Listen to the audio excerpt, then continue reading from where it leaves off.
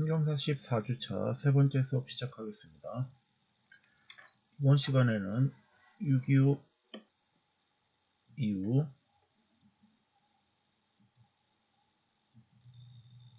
대한민국의 정치와 경제 변화 과정을 헌정사를 중심으로 살펴보도록 하겠습니다. 6.25 전쟁 직전 제2대 국회의원 선거가 실시되었습니다.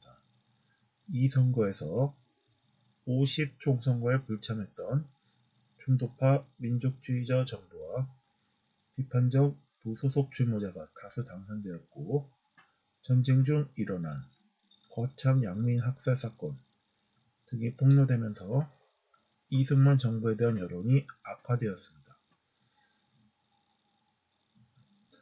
제헌헌법에서 국회에서의 간선제를 통한 선거로 대통령에 당선된 이승만 대통령은 이에 따라 재선이 어렵다고 판단하여 자유당을 창당하고 대통령 직선제 개헌안을 제출하였으나 국회에서 부결되었습니다. 이에 이승만 정부는 계엄령을 선포하고 헌병을 동원하여 개헌에 반대하는 국회의원들이 탄 통근버스를 강제 연행하였고, 일부 의원들을 간첩으로 몰아 구속하였습니다. 공포 분위기를 조성하여 이승만 정부는 개헌안을 기립투표로 통과시켰고, 이것을 제1차 헌법 개정 발췌개헌이라 합니다. 발췌개헌은 대통령 직선제와 양원제 국회 구성이라는 정부의 개헌안과 내각 책임제와 단원제 국회 구성이라는 국회 개헌안을 절충하여 통과시켰으므로 발췌개헌안이라 이름 붙여집니다.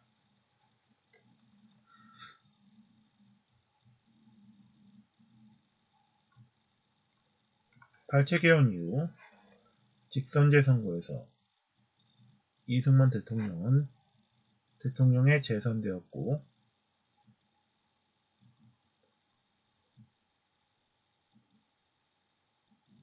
장기 집권을 위해 초대 대통령이 하나여 연임 제한을 없애는 개헌안을 국회에 제출합니다. 이 개헌안은 국회 정족수에서 한 표가 모자라 부결되었고, 이틀 후 4.4 5.2, 즉 반올림의 논리를 내세워 개헌안이 통과되었다고 선포하게 됩니다. 이를 제2차 헌법 개정 4.4 5.2 개헌이라 합니다. 개헌 후 실시된 제3대 대통령 선거 및 제4대 부통령 선거에서 민주당의 대통령 후보가 갑자기 사망하면서 이승만 대통령이 대통령에 당선되었고, 무소속 후보로 나온 조봉암 후보가 많은 표를 얻었으며, 부통령 선거에 있어서는 자유당의 이기봉 후보를 누르고 민주당의 장면 후보가 부통령에 당선되게 됩니다.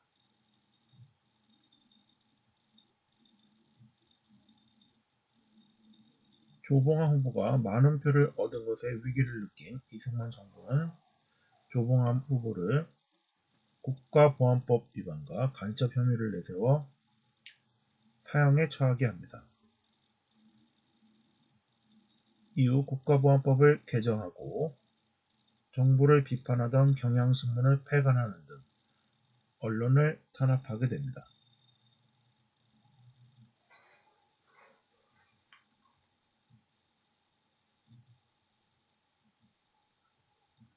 제2차 헌법 개정인 4.4 5.2 개헌에 대한 영상 자료를 보도록 하겠습니다.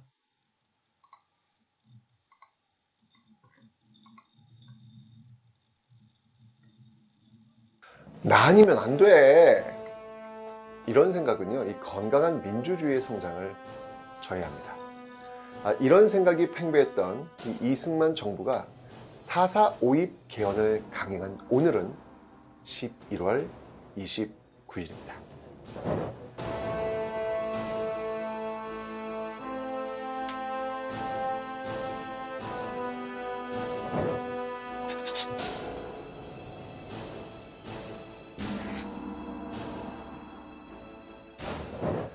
대한민국의 헌법은요, 이 제헌 헌법이 제정된 이후 총 9차례 개헌을 겪게 됩니다.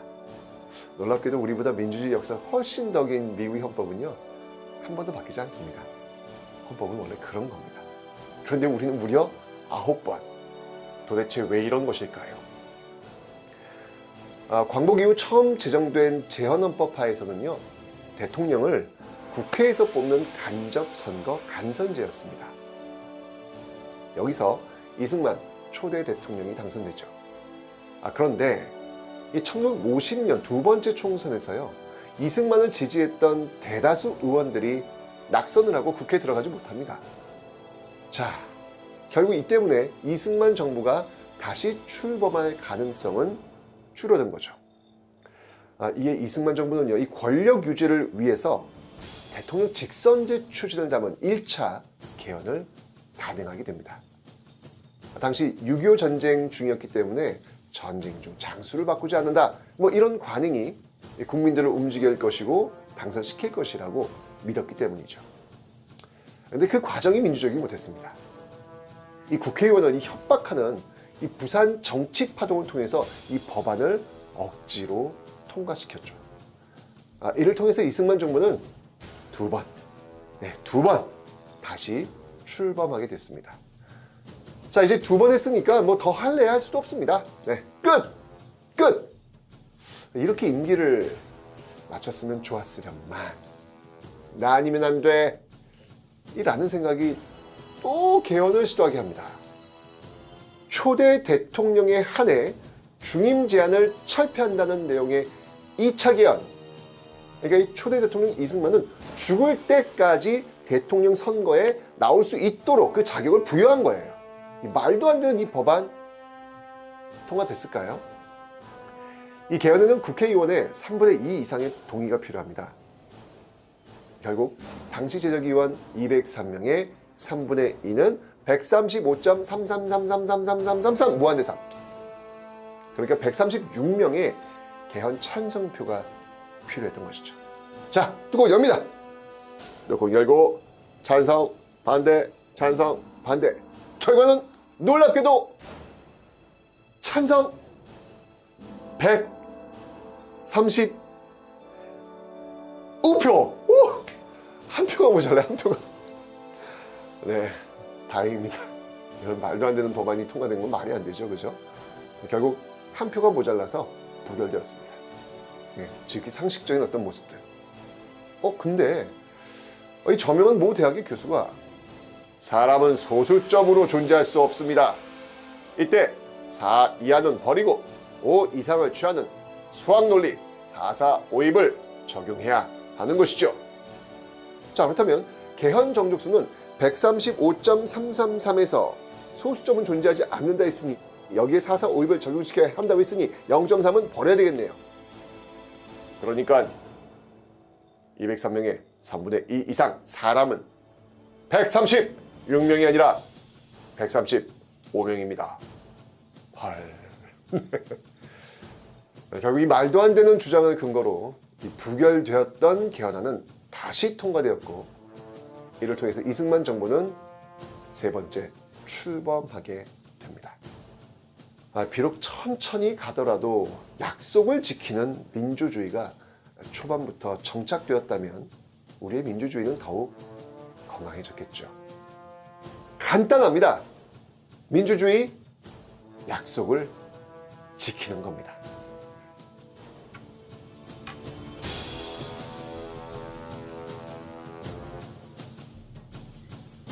네, 전후 경제 사정을 보시면 6.25 전쟁으로 산업시설이 파괴되었고 식량생산이 급감하게 됩니다. 또한 막대한 전쟁 비용을 마련하기 위한 재정 지출의 증가로 물가가 폭등하게 됩니다. 정부는 귀속 재산을 민간에 매각하고 미국에서 들어온 원조물자를 분비하여 민간 중심의 자본주의 경제 발전을 꾀하게 됩니다.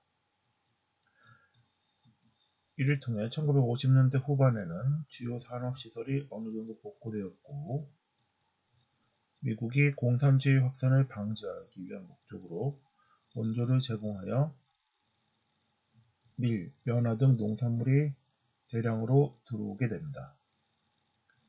이로 인해 식량난은 해결되었고 밀가루, 설탕, 면직, 공업을 일컫는 삼백산업이 발전하게 됩니다.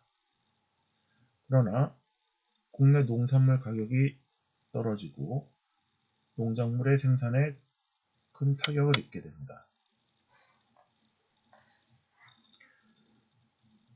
귀속재산과 원조물자를 민간에 이전하는 과정에서 특정 기업이 혜택을 받게 되어 이를 통해 독점적 대기업이 형성되었고 정경유착의 문제가 발생하게 됩니다.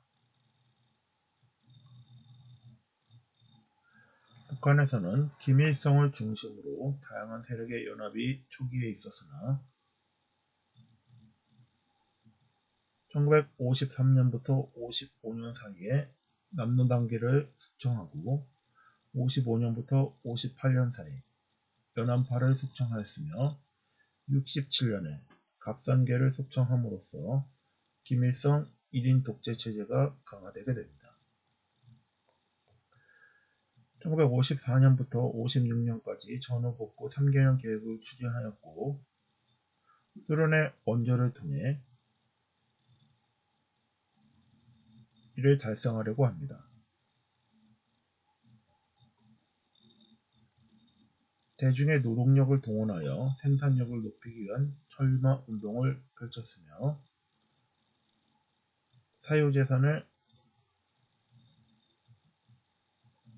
보정하는 사회주의 소유 형태로의 전환을 꾀하면서 협동조합 소유로 농지를 협동조합 소유로 전환하게 됩니다.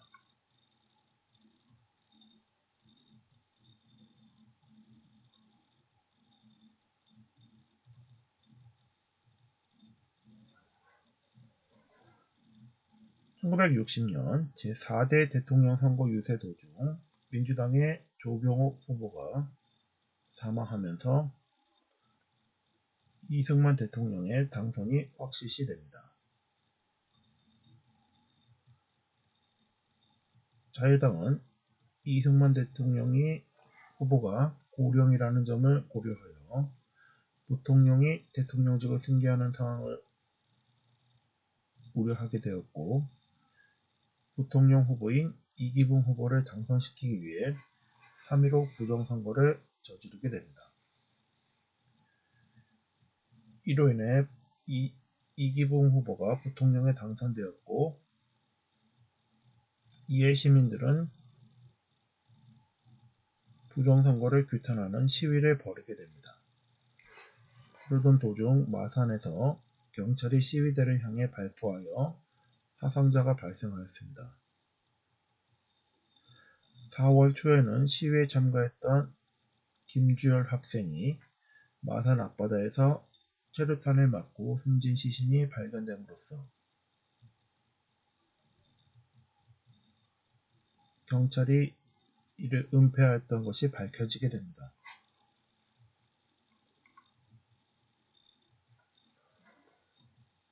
4월 19일 학생과 시민들이 대통령의 면담을 요구하면서 경무대로 향하던 도중 경찰이 시위대에게 무차별 총격을 가하여 많은 희생자가 발생하게 됩니다. 정부는 비상계엄을 선포하고 군대를 동원하였으나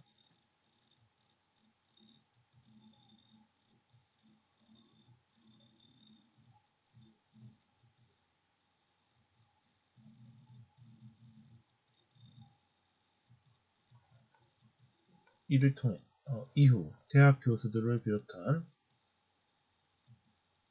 시국선언문 발표 등이 이루어지고 재선거 실시를 주장하게 됩니다.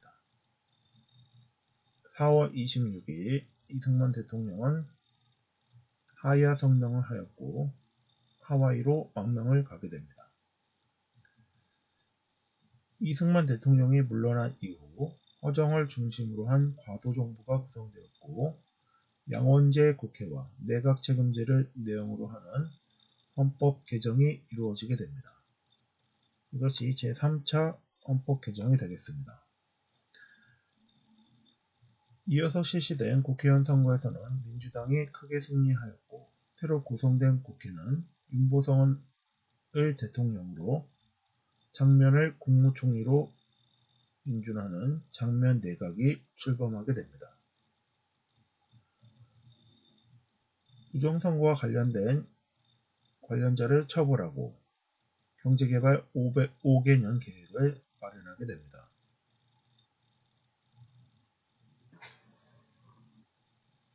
그러나 다양한 요구가 받아들여지지 못하고 분열이 이루어지면서 국정이 혼란스럽게 됩니다.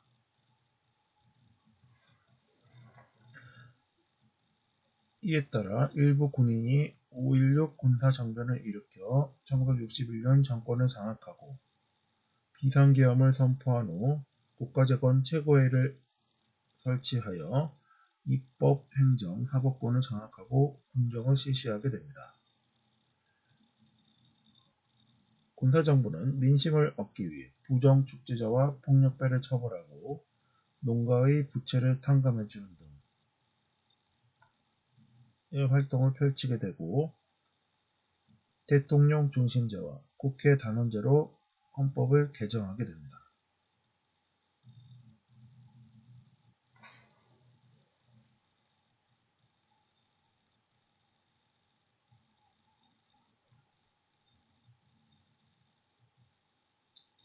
또한 중앙정보부 주도로 민주공화당을 창당하고 공사정변 당시 민정에 참여하지 않겠다고 한 박정희는 전역 후 민주공화당 후보로 출마하여 대통령에 당선되게 됩니다.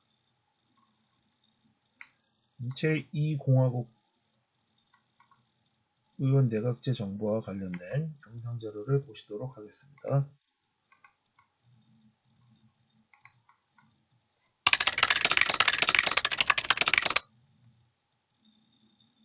광복 이래 실시된 대한민국 민주선거는 우리 정치 발전을 이끈 원동력이었습니다. 자유와 공정의 조화, 국민의 뜻이 올바르게 반영될 수 있도록 발전해온 선거제도는 오늘날 선진 정치 환경을 만들었습니다. 우리가 우리 손으로 이룬 대한민국, 세계에 전례 없는 짧은 역사에도 불구하고 자유민주주의 국가로 우뚝 섰습니다. 역동의 민주주의 발전사를 대한민국 선거사에서 삼았습니다.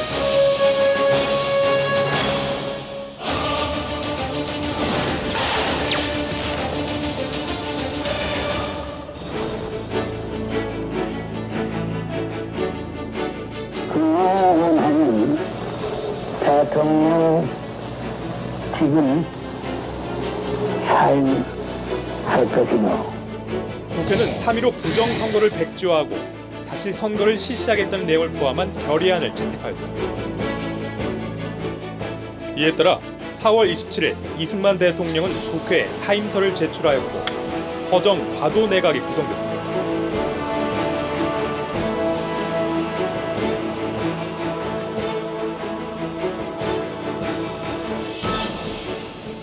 이어 과도정부 5대 기본정책 방향이 발표됐습니다.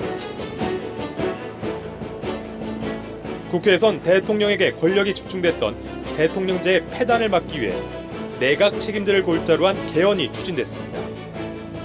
개헌안이 통과되자 새 국회 구성을 위한 제5대 국회의원 선거일이 확정됐습니다.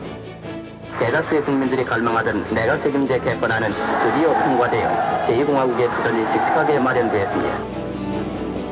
제5대 국회의원 선거는 상원에 해당하는 참의원과 하원에 해당하는 민의원을 모두 선출한 첫 선거였습니다. 새 헌법에 따른 국회의원 선거법을 적용한 선거제도 많은 변화가 있었는데요. 가장 큰 변화는 선거권자의 연령이 21세에서 20세로 낮춰졌다는 점입니다. 4.19 혁명을 주도했던 학생들의 기여를 제도에 반영한 것입니다. 공정한 경쟁을 위한 제도도 개선되었습니다. 후보자의 기탁금이 낮춰졌고 참의원 선거에 출마했은 후보자의 연령이 기존 35세에서 30세로 조정됐고 입후보 등록 방해로 패단이 많았던 의원 후보자의 추천장 제도도 폐지됐습니다. 1960년 3.15 부정선거에 대한 반성으로 선거 관리의 공정성을 높이기 위해 1960년 6월 15일 개정 헌법에 따라 중앙선거위원회가 설치됐습니다.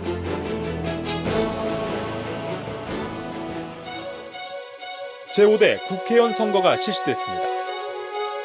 새로 부재자 투표제가 도입되면서 참여의 기회가 전보다 확대됐습니다. 과거 사전투표와 같은 부정선거 방지를 위해 투표용지에 정당 추천위원 2명의 가임과 1년 법원을 기입하고 대리투표 방지를 위해 후보자 참관인 제도를 도입했습니다. 모두 4.19 혁명이 가져온 변화였습니다. 처음으로 양원 모두를 선출하는 선거. 선거 제도를 살펴볼까요? 참의원 의원 선거는 선거구를 서울특별시와 도 단위로 구분해 의원 2명에서 최대 8명까지 선출하는 대선거구제였습니다. 당시 후보자는 선거구당 최소 7인에서 최고 34인에까지 이르렀습니다. 그간의 선거와 다른 기표 방법이 도입되었는데요. 투표용지에 한 명만 기표하는 단기명 투표가 아닌 선거구 의원 정수의 반수 이하의 후보자를 선택할 수 있는 제한 연기 투표제였습니다. 따라서 유권자가 투표용지에 해당 선거구에서 선출하는 의원 수의 2분의 1까지 표기할 수 있었습니다.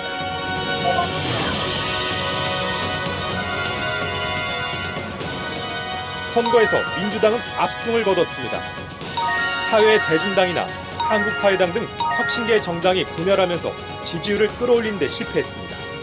결과는 민주당의 일당 독주 체제였습니다. 3.15 부정선거로 민의가 왜곡됐긴 했지만 그 속에서도 선거제도는 계속 발전해왔습니다. 제5대 국회의원 선거에서는 참정권 확대를 위해 부재자 우편 투표제가 도입됐는데요. 그런데 국회에서 부재자 투표제가 논란이 됐다고 합니다. 논란의 핵심에는 바로 군의 정치적 중립 문제였습니다. 과거 군인들은 주둔지 선동으로 가서 일반인들과 함께 투표를 했는데요. 장교가 사병들을 인솔해서 투표소로 가다 보니 장교의 정치적인 성향에 따라 사병들의 투표권이 좌우되는 일이 적지 않았다고 합니다. 그래서 거론된 대안은 군인이 입대하기 전 주소지로 우편을 보내 투표하도록 하는 부재자 우편 투표제였는데요. 그러나 이 역시 현실적으로 군인들이 먼 지역의 후보자를 어떻게 검증할지 문제가 제기되면서 결국 깜깜이 투표가 될 거라는 우려의 목소리가 제기됐습니다. 이렇게 지지부진하고 수많은 논란 속에서도 부재자 투표제도는 1960년 6월 23일 국회의원 선거법이 공포됨에 따라 도입될 수 있었습니다.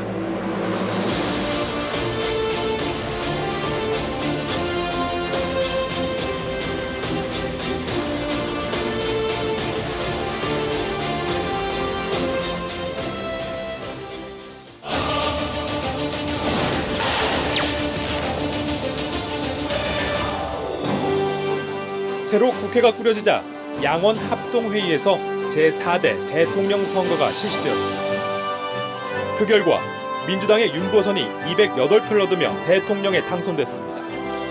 그리고 장면이 국무총리로 선출되면서 제2공화국이 공식 출범했습니다.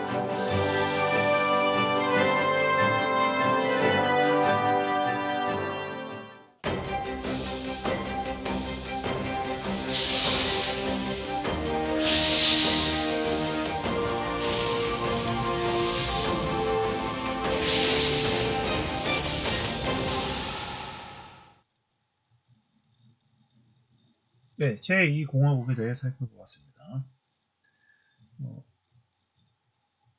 현행 헌법은 제9차 개정 헌법으로서 지금까지 보신 것이 4차 개정 헌법까지 살펴보셨습니다. 다시 건국헌법부터 보시면요. 1948년 제정된 건국헌법은 재헌의 의결을 통해 이루어졌으며 단원제 국회로 구성이 되었습니다. 대통령제와 부통령제를 실시하였고 대통령은 국회에서 간선으로 선출되어 추세 대통령으로 이승만 대통령이 선출되었습니다. 일체에 한하여 중임을 할 수 있도록 하였으며 임기는 4년이었습니다. 국무총리는 국회의 사후 승인을 얻어 대통령이 임명하도록 하였고 대통령이 거리됐을 경우 부통령이 권한을 대행하도록 하였습니다. 국무원은 의결기관이었으며 대통령이 의장이었고 국가긴급권으로서의 계엄선포권, 긴급경영권, 긴급재정처분권이 있었습니다. 헌법재판은 헌법위원회에서 위헌법률 심사를 하였고 탄핵재판소에서 탄핵심판을 담당하였습니다. 재산권의 공용 수용에 대해서는 상당 보상을 하도록 하였으며 남녀의 평등과 혼인의 순결, 가족의 건강을 헌법의 기본권으로 규정하였습니다. 또한 사기업 근로자의 이익 분배 균정권을 인정하였고 회계감사의 경우 심계원, 직무감찰의 경우 감찰위원회에서 규율하도록 규정하였습니다. 1952년 이루어진 제1차 헌법 개정은 공고 절차와 토론 절차를 생략한 발췌 개헌으로서 1차 헌법 개정을 통해 대통령 직선제가 이루어졌으며 양원제 국회가 설치되었습니다. 이를 통해 직선제를 통한 대통령에 재선된 이승만 대통령은 이후 초대 대통령에 한해 중임 제한을 철폐하는 4.4.5.입 개헌안을 제시하였으나 정족수 미달로 부결되었습니다. 그러나 소수점 이하는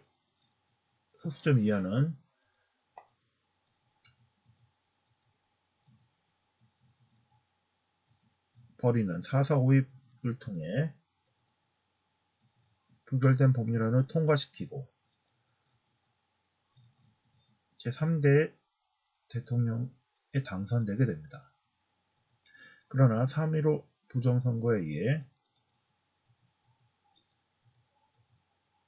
부통령에 당선된 이기붕 부통령에 대한 부정선거를 규탄하는 시위 도중 김조열 군의 시신 발견 등으로 인해 혁명이 격화되면서 대통령은 하야 성명을 하게 됩니다. 이를 통해 제3차 헌법 개정이 1960년에 이루어졌으며 대통령제에서 의원 내각제로 헌법 개정을 통해 정부 형태가 변경되었고 민의원과 참의원의 양원제 국회가 양원제로 운영이 되게 됩니다. 또한 헌법재판소가 최초로 설치되었고 기본권의 본질적 내용 침해 금지 규정이 헌법의 제3차 헌법 개정에 최초로 도입되게 됩니다. 또한 중앙선관위를 헌법의 공정성을 위해 헌법기관화하게 됩니다. 제4차 헌법 개정은 3.15 부정선거자를 처벌하기 위한 소급처벌 규정을 둔 것으로서 이를 통해 3.15 부정선거자에 대해 처벌을 이루어지게 됩니다. 이후 국정의 혼란을 이유로 해서 군인들이 정변을 일으켜서 5.16 쿠데타가 일어나고 이를 통해 박정희 후보가 대통령에 당선되게 됩니다. 의원 내각제에서 대통령제로 다시 전환되는 제5차 헌법 개정이 이루어지게 됩니다.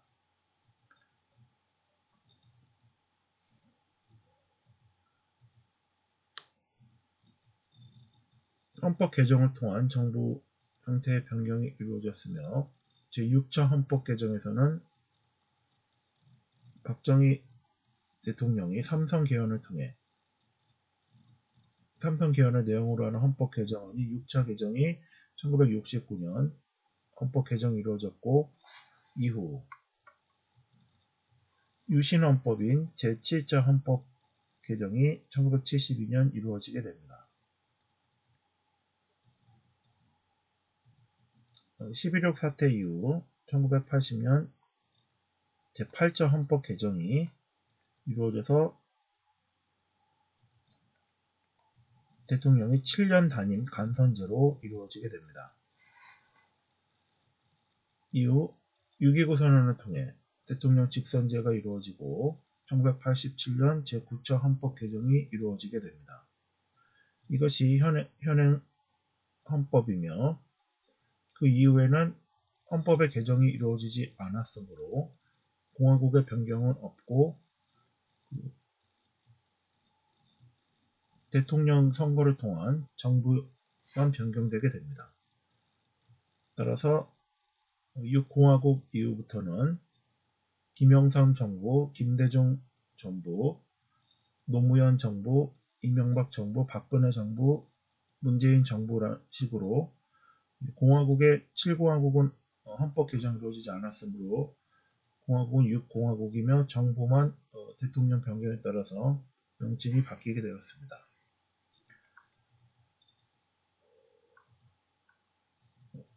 3공화국부터는 다음 시간에 살펴보도록 하겠습니다. 한경사 14주차 세 번째 수업은 제헌헌법부터 제2공화국, 제4차 개정 헌법까지 살펴보았습니다. 제5차 헌법 개정부터는 다음 시간에 살펴보도록 하겠습니다. 이상으로 한경사 14주차 세 번째 수업을 마치겠습니다.